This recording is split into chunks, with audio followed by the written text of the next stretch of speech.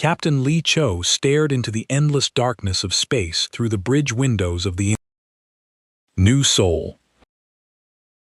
Beyond the glass, the universe stretched forever, a sea of black scattered with countless stars that shimmered like diamonds across dark velvet. He had been watching the same view for 3 months, and somehow it never became ordinary.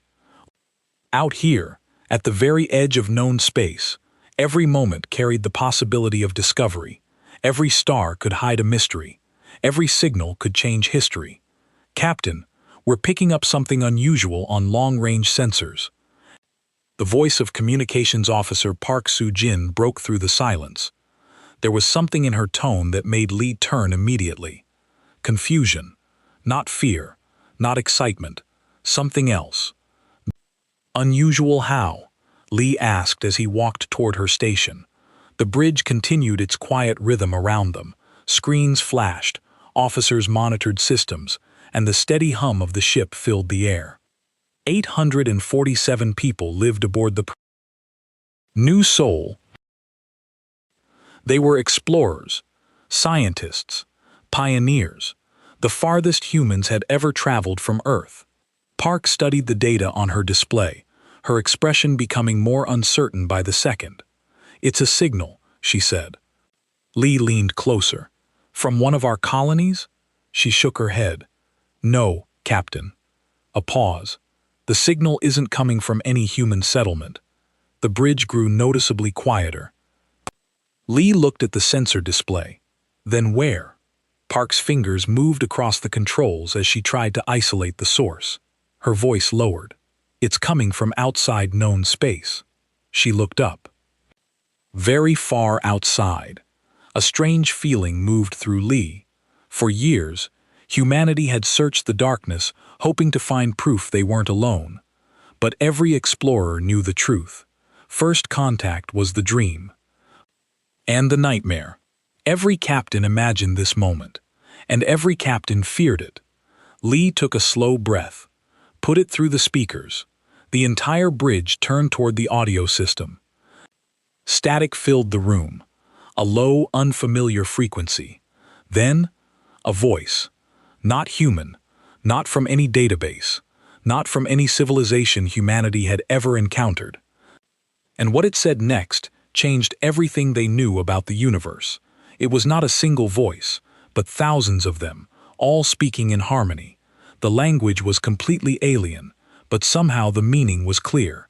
Fear, desperation, a cry for help that needed no translation. "The computer is working on a translation," Park said, her fingers flying over her controls.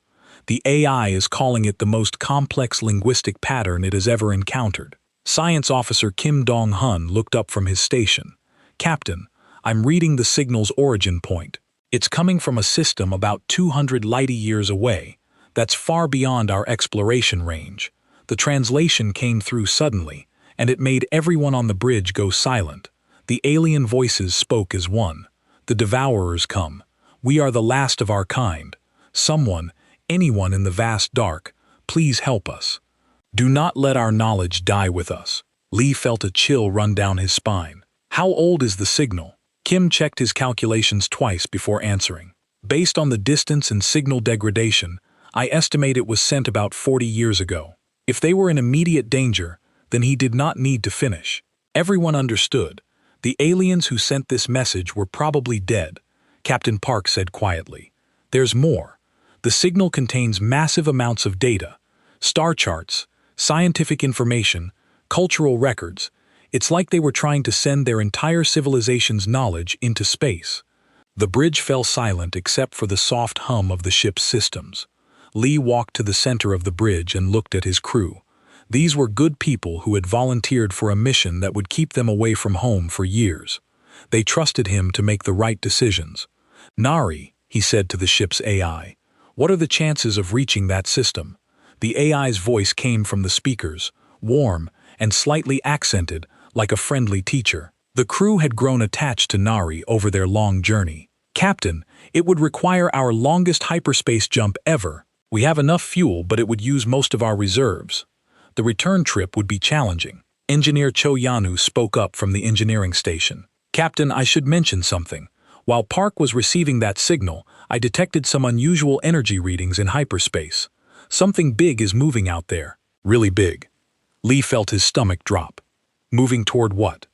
Toward the same system the signal came from. Choi said, whatever it is, it has a massive energy signature unlike anything in our databases. Navigator Song Ji-young pulled up a three-dimensional map of the local area. Red dots marked known human colonies.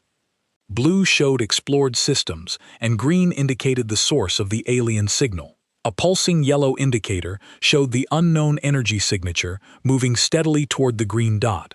Captain Song said, if I'm reading this right, that unknown contact will reach the alien system in about 6 months. We could get there in 3 if we push our engines hard. Medical Officer Yu Siwa looked concerned. Captain, what if this is a trap?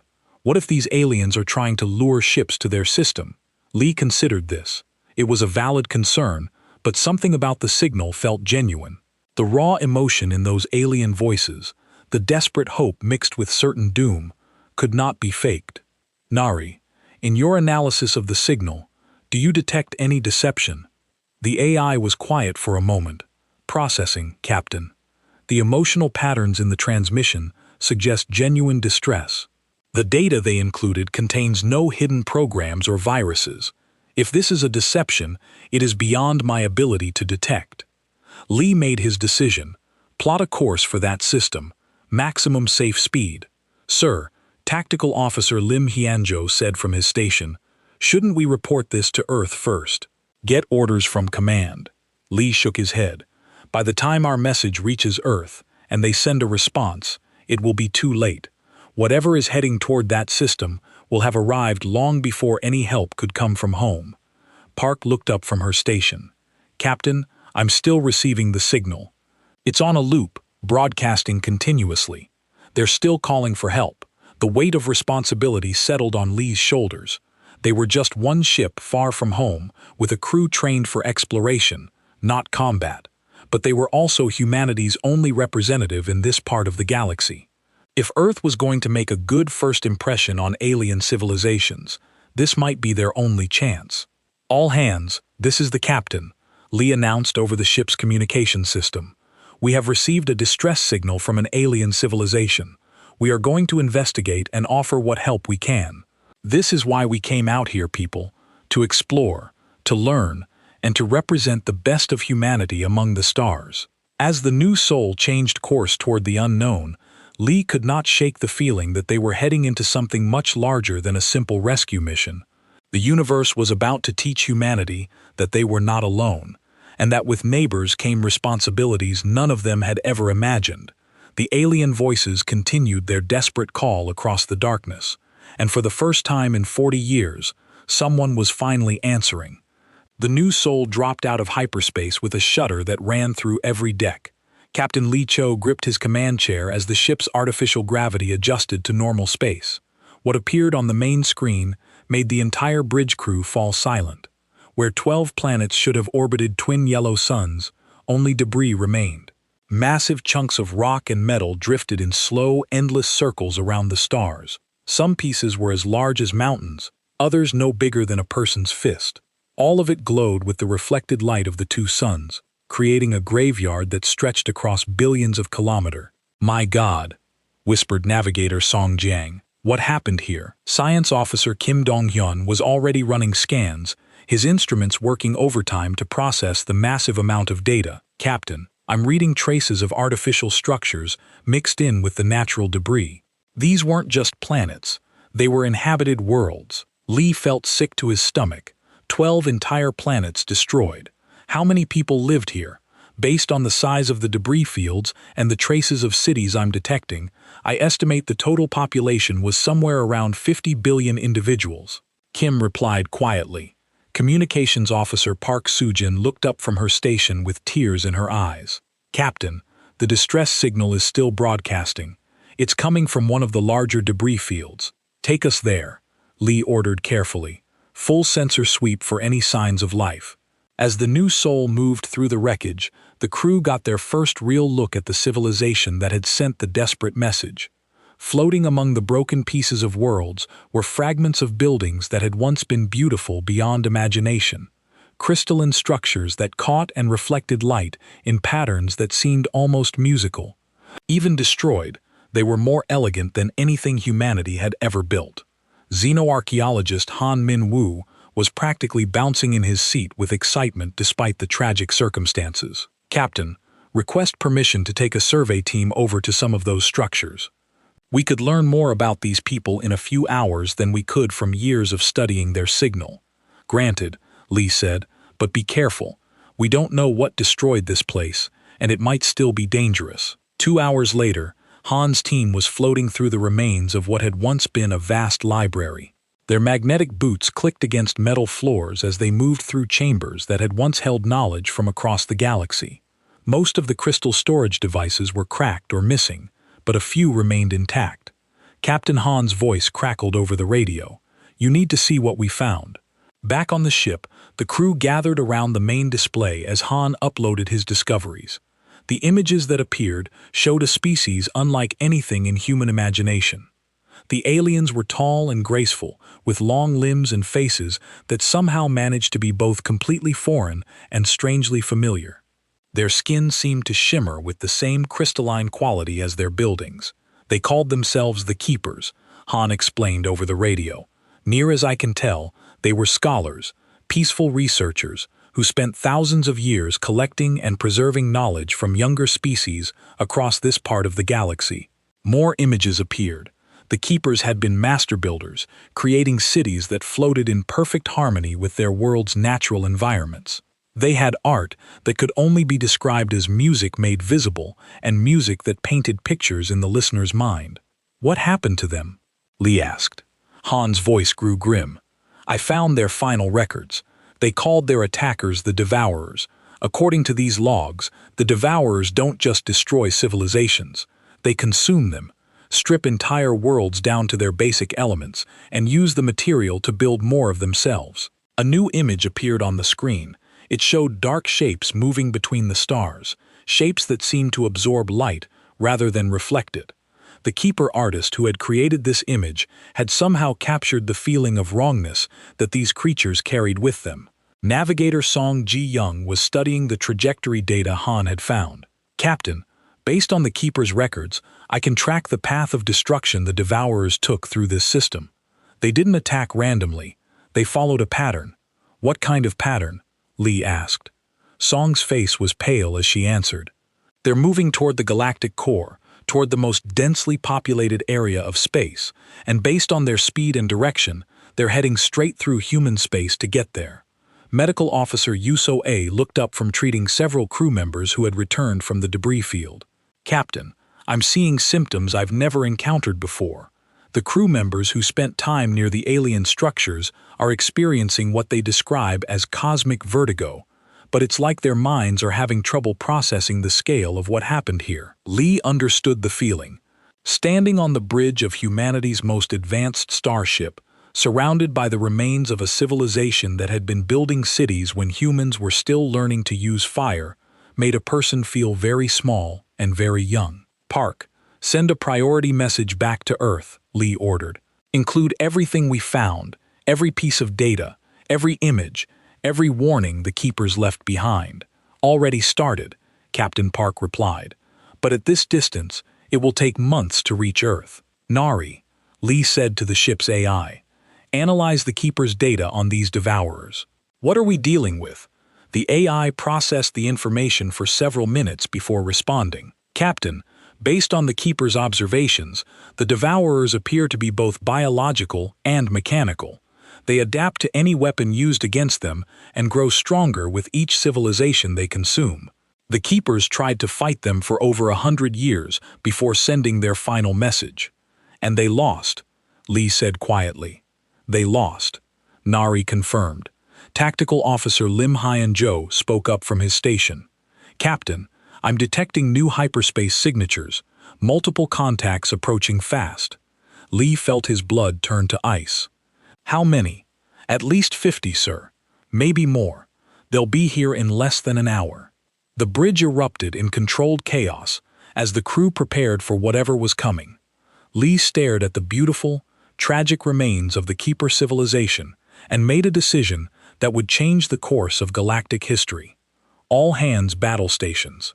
We're about to meet the Devourers face to face, and we're going to show them that humanity doesn't run from bullies, no matter how big they are. As alarms began to sound throughout the ship, Lee could not help but wonder if they were about to become the next civilization to send a desperate message into the dark, hoping someone would hear and care enough to help.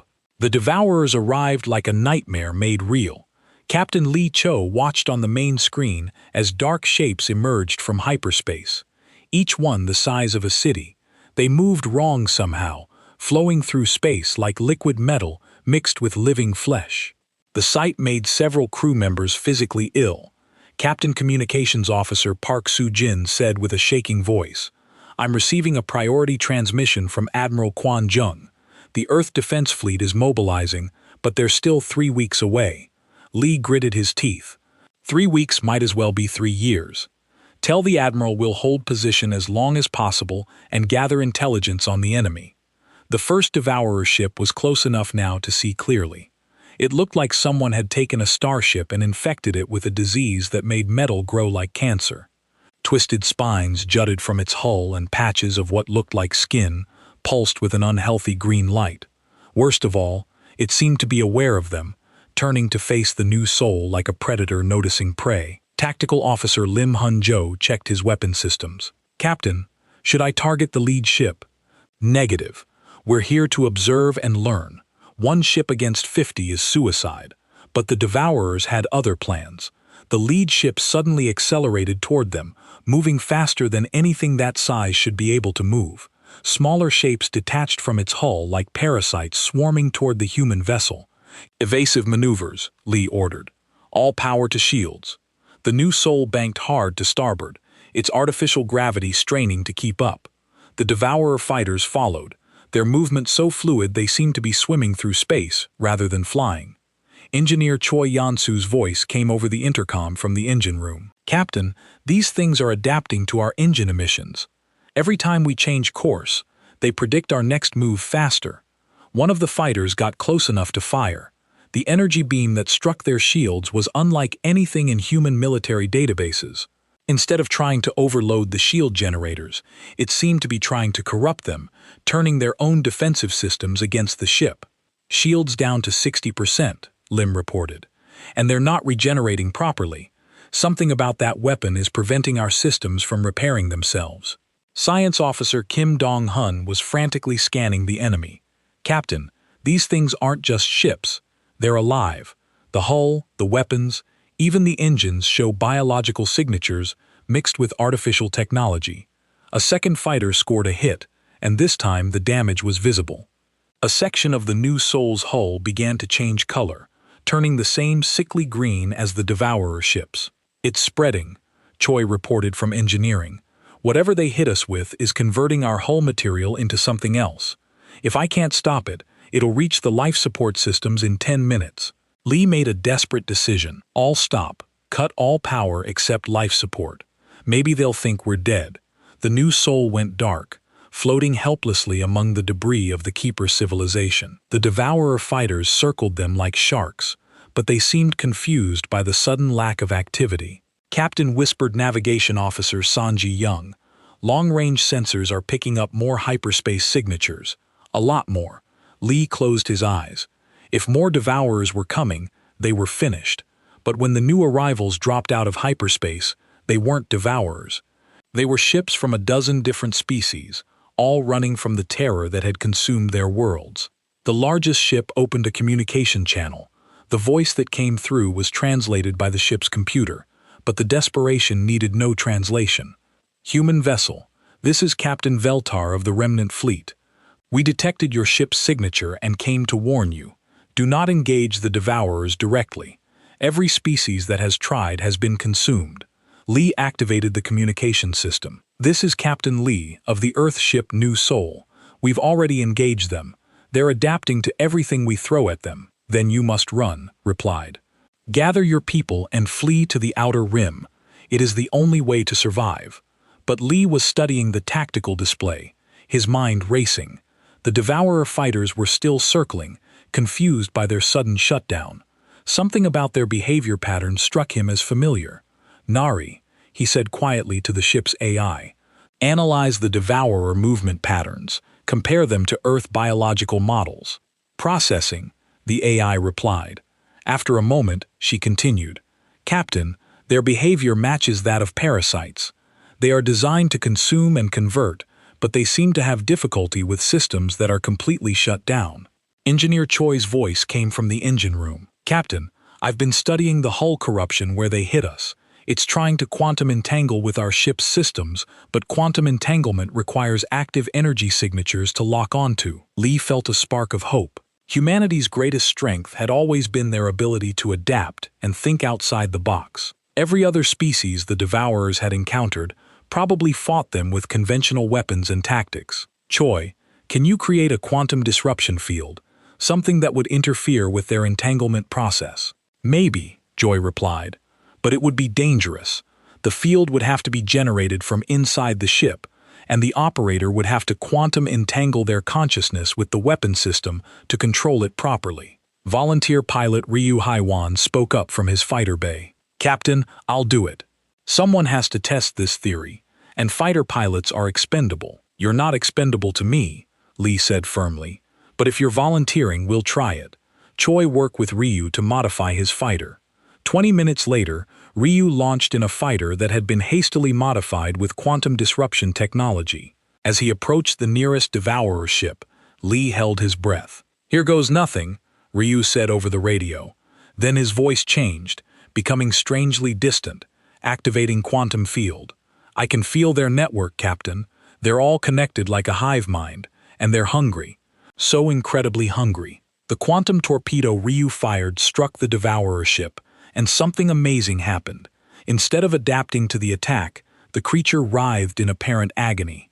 Parts of its biomechanical hull began to shut down and fall away.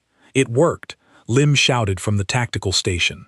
"The quantum disruption is causing cascade failures in their systems." But Ryu's fighter was drifting now, and when his voice came over the radio again, it was different. "Captain, the entanglement process changed me. I can still feel their network. They're not invaders from another galaxy, they're from this one. They were created by someone called the Architects as a galactic immune system." "Immune system against what?" Lee asked. "Against species that might threaten the galaxy itself," Ryu replied. "But something went wrong. They exceeded their programming and decided that all sentient life was a threat. They even consumed their creators. The new soul powered up again, her quantum-enhanced weapons ready around them. The refugee fleet watched in amazement as humanity scored the first victory against the Devourers in over 1,000 years. Lee opened a channel to the entire fleet. "All ships, this is Captain Lee. We found a way to fight them, but it's going to take all of us working together. Who's ready to show these things that the galaxy isn't ready to die?" The response came from dozens of species in dozens of languages, but the meaning was the same. For the first time since the Devourers appeared, the prey were ready to become the hunters. Admiral Lee Cho stood on the bridge of the massive Ark ship Sol Prime, watching the tactical display that now showed the entire galaxy. Red zones marked areas consumed by the Devourers. Blue zone showed where the Allied fleet had successfully pushed them back. The war had been raging for 8 months, and the map looked like a disease spreading across the stars. The Sol Prime was a miracle of desperate engineering. Built from the salvaged remains of dozens of human ships and alien vessels, it housed over 1 million beings from 30 different species. It had become the mobile capital of the galactic resistance. And Lee was still getting used to the weight of command. Admiral Communications Officer Park Sujin called from her expanded station. "We're receiving reports from the Ghost Rider Squadron. They've successfully disabled 3 more Devourer nodes in the Kepler sector." The Ghost Riders were humanity's quantum-linked pilots led by Ryu Haiwan. The quantum entanglement process that allowed them to fight the Devourers had changed them in ways nobody fully understood. They could sense the Devourer network across vast distances and strike at critical points with surgical precision, but the process was taking a toll. Several pilots had already been lost when their consciousness became too scattered across quantum space to find their way back to their bodies. Science Officer Kim Dong-hyun looked up from his research station. Admiral, I've been analyzing the pattern of devourer responses to our quantum weapons. They're learning, but not in the way we expected. Instead of adapting to our technology, they're trying to adapt to our minds. What do you mean? Lee asked, though he was afraid he already knew. They're attempting to quantum entangle directly with human consciousness. Every time our pilots link with the weapon systems, the devourers try to follow the connection back to its source. As if summoned by their conversation, Ryu's voice came over the communication system, but something was wrong with it. It echoed strangely, as if he was speaking from inside a vast cavern. Admiral, I'm deep in devourer space now. I can see their central network. It's massive, bigger than a moon, located at the galactic core. But I'm seeing something else. The devourers are confused. They're trying to process human emotions, and it's causing errors in their programming. Engineer Choi Yan-soo looked up from her engineering station with concern. Admiral Ryu's quantum signature is becoming unstable. If he goes much deeper into their network, we might lose him permanently. Lee felt the familiar weight of command decisions. Every choice meant life or death for thousands of people. Ryu, pull back. We need you to return safely. Negative, Admiral. I can see their weakness now. The architects programmed them to eliminate threats to galactic stability, but they never programmed them to handle concepts like hope, sacrifice, or defiance when they try to quantum entangle with human minds. They encounter emotions so foreign to their purpose that it creates cascade failures. Dr. Okyo Ungi, the fleet's chief quantum physicist, was frantically working at her station. Admiral, I'm reading massive quantum fluctuations from the galactic core. Something big is happening to the Devourer network. The main display flickered and changed, showing a view from Ryu's fighter as he approached the Devourer's central node. It was enormous, a biomechanical structure that pulsed with dark energy. Smaller Devourer ships moved around it like antibodies protecting a vital organ. My God, whispered Navigator Song Jung. How many ships is that? Kim ran a quick scan. I estimate over 10,000 Devourer vessels in that area. It's their entire remaining fleet. Ria's voice came through again, more distant than ever. Admiral, I can see the truth now. The architects created the Devourers because they were afraid that younger species would grow too powerful and threaten the stability of the galaxy.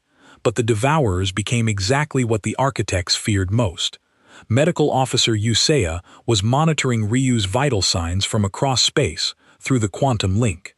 His brain patterns are becoming increasingly erratic. Admiral, we're losing him.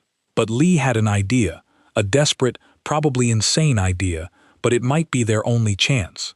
Nari, can you establish a quantum link with Ryu's consciousness? The ship's AI was quiet for a moment.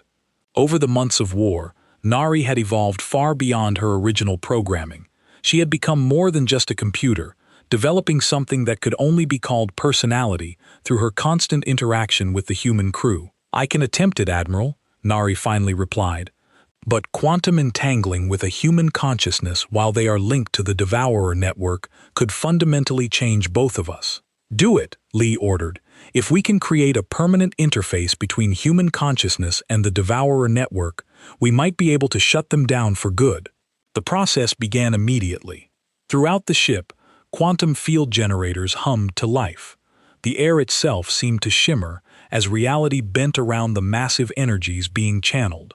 On the main display, they could see Ryu's fighter approaching the central node. Devourer ships moved to intercept, but something strange was happening. As they got closer to Ryu's quantum field, they began to slow down, as if they were struggling to process conflicting information. It's working, Dr. O reported excitedly. The human emotional patterns are creating logical paradoxes in their programming. They literally don't know how to process concepts like self-sacrifice for the greater good. But the strain was enormous. Ryu's fighter was breaking apart under the quantum stress, and his life signs were becoming erratic. Admiral Nari's voice came through the speakers, but it was different now, layered with harmonics that hadn't been there before. I have established contact with pilot Ryu. I can maintain the quantum interface, but I will need a human consciousness to anchor me to prevent complete dissolution into the network. Lee understood what she was asking. Someone would have to quantum entangle their consciousness permanently with both Nari and the Devourer network. It would mean giving up their individual existence to become something new, something that existed between human and machine. Without hesitation, Lee walked to the quantum interface chamber that Dr. O had been preparing. "I'll do it. The crew of the New Soul started this mission, and we'll finish it." "Admiral, no," Park protested. "There has to be another way." Lee smiled at his communications officer, the woman who had first detected the Keeper distress signal so many months ago. "There is no other way. But this isn't an ending. It's the beginning of something new." As Lee entered the quantum chamber, he could feel the weight of responsibility shifting, not just for his crew or his species, but for every thinking being in the galaxy. The Devourers had been created to protect the galaxy from chaos, but they had become chaos itself. It was time for a new kind of guardian. The quantum field activated, and Lee felt his consciousness expanding across space, linking with Naran through her to Ryu, and through him to the vast hungry network of the Devourers. For a moment, he experienced the universe from their perspective, seeing every world, every species, every individual life as either a threat to be eliminated or a resource to be consumed. But he also brought something they had never encountered: the human capacity to see every life as precious, every species as having the right to grow and learn and reach for the stars. The Devourer network began to convulse as conflicting programming tore through their quantum connections across the galaxy. Devour ships suddenly stopped attacking and began shutting down, their biomechanical systems unable to reconcile their original purpose with the new concepts flooding their network. The war was ending, but the real work was just beginning. Communications Officer Park Soo-jin stood alone on the bridge of the Sol Prime, her fingers hovering over the transmission controls. Around her, the massive Ark ship hummed with the quiet activity of 1,000,000 beings from dozens of species, all working together to rebuild what the Devourers had nearly destroyed. It had been 6 months since Admiral Lee and Nari had quantum-linked with the Devourer network. 6 months since the galaxy-wide silence that marked the end of the war. The central node at the galactic core still pulsed with energy. But now, it served a different purpose. Instead of coordinating destruction, it had become the heart of a new early warning system that would ensure no species would ever again face extinction alone. Park came a familiar voice from the speakers, but it was layered now with harmonics that made it sound like multiple people speaking in perfect harmony. It was Lee and Nari, their consciousnesses permanently linked, existing in the quantum space between thought and machine.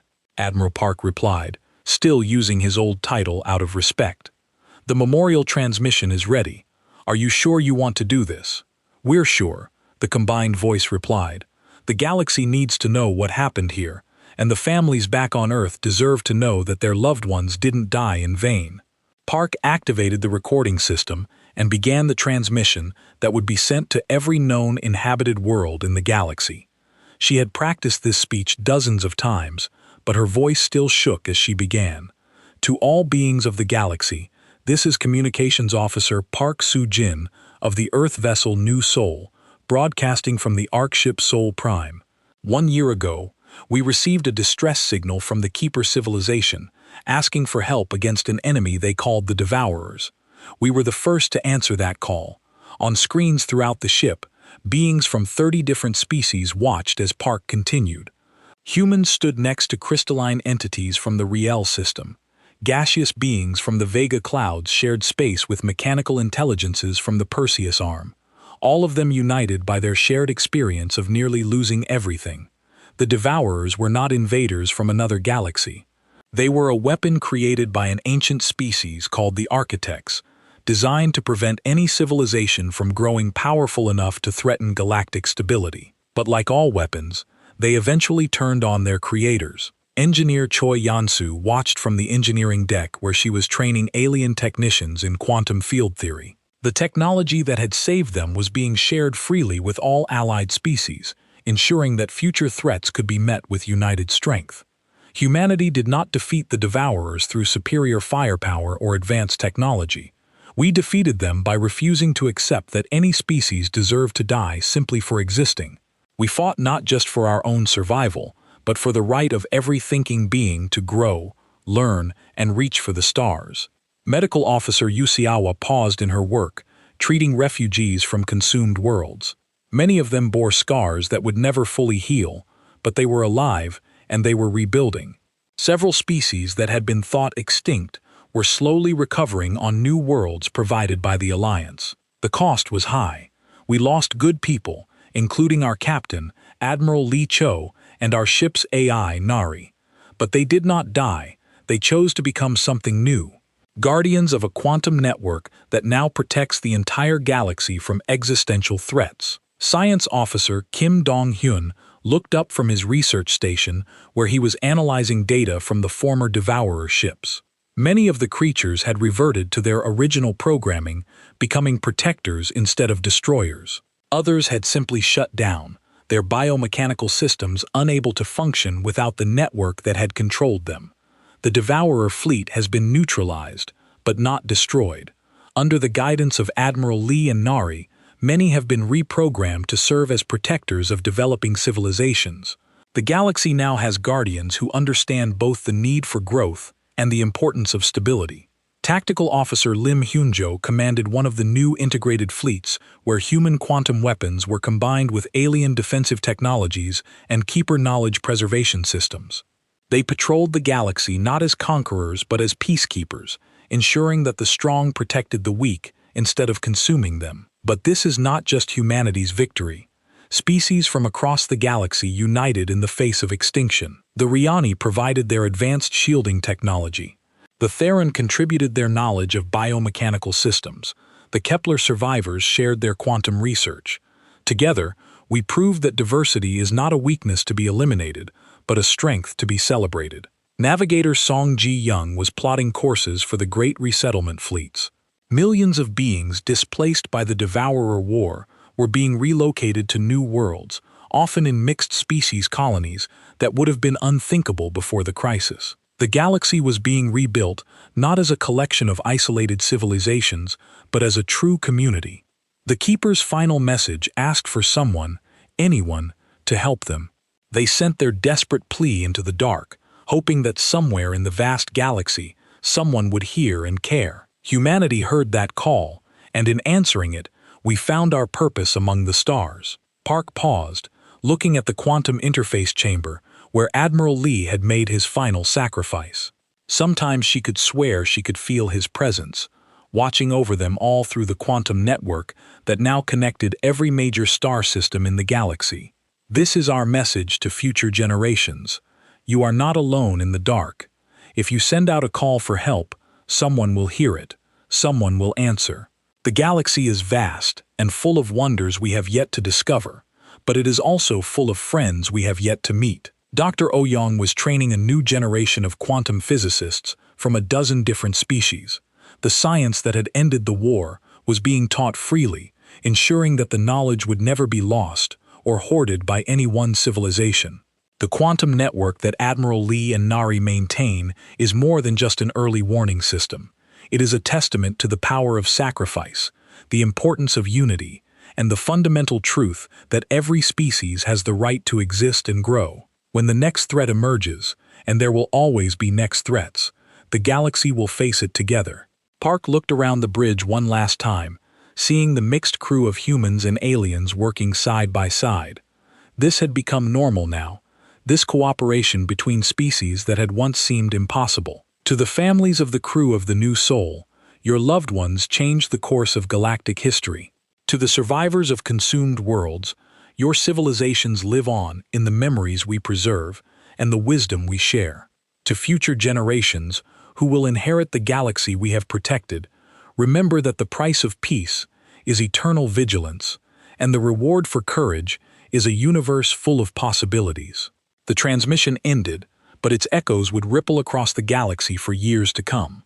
In the quantum space between dimensions, Admiral Lee and Nari continued their eternal watch, guardians of a galaxy that had learned the most important lesson of all. When someone calls for help in the darkness, the right answer is always, "We're coming." The Keepers had sent their desperate message into the void, asking for salvation. Humanity had received it, and responded not just with weapons or technology, but with something far more powerful: the simple belief that every voice in the darkness deserves to be heard, and every call for help deserves an answer. The galaxy was safe, not because the strong had conquered the weak, but because the weak had been given the strength to stand together. And in the vast network of quantum connections that now linked every world, every species, every thinking being, one message repeated endlessly: you are not alone, you are not forgotten, help is coming,